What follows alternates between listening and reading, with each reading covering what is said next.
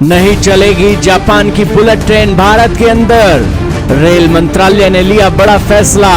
भारत की वंदे भारत ट्रेन को चलाएंगे अहमदाबाद मुंबई रूट पर। जी हां दोस्तों, देश की पहली जापानी बुलेट ट्रेन की बजाय अब स्वदेशी तकनीक से निर्मित semi high speed Vande Bharat train को चलाया जाएगा।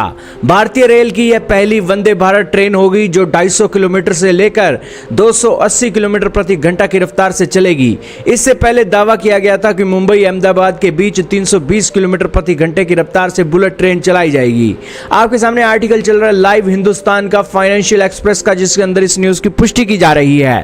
हालांकि फाइनेंशियल एक्सप्रेस ने तो 21 जनवरी को इस न्यूज को ब्रेक कर दिया था। उन्होंने कहा था कि 280 किलोमीटर प्रति घंटा की रफ्तार से एक इंडिजिनस बिल्ट बुलेट ट्रेन चलाई जाएगी और 230 से 2033 के बीच एक जो स्पीड है उसकी 280 किलोमीटर प्रति घंटा तक की जाएगी। पहले 250 किलोमीटर तक ही चलेगी और जो एक 2033 के बाद है वहां पर जापान की बुलेट ट्रेन चलाई जाएगी। दरअसल ये जो जापान की जो बुलेट ट्रेन हम भारत के अंदर ला रहे हैं, इसका सपना ही रह गया है। 2016 से दोस्तों बुलेट ट्रेन प्रोजेक्ट शुरू हुआ है, लेकिन धीरे धीरे जैसे जैसे समय बीता वैसे ही दोस्तों इसने अपने टारगेट्स जो समय पर पूरे करने चाहिए थे वो पूरे नहीं किए।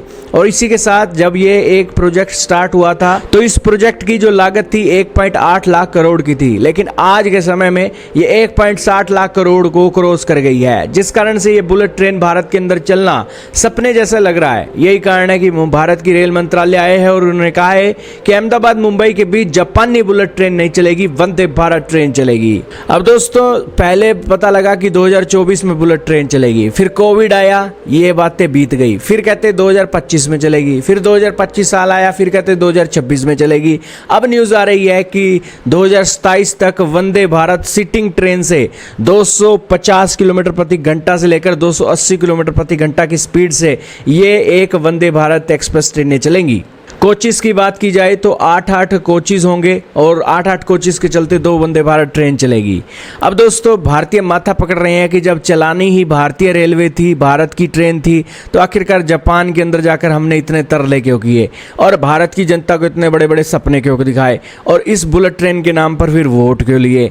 दोस्तों बताया जा रहा है कि Ahmedabad Mumbai high speed corridor परियोजना के समझौते होने पर जापान ने बुलेट ट्रेन की लागत 16 करोड़ रुपए प्रति कोच तय की गई थी, लेकिन पिछले साल जापान ने इसकी कीमत 3 गुना बढ़ा दी, जिसके बाद इसका खर्चा बढ़ गया और एक कोच की लागत 50 करोड़ की आ रही थी और इस प्रकार 16 कोच की बुलेट ट्रेन चलती तो 800 करोड़ रुपए इसका खर्चा आता।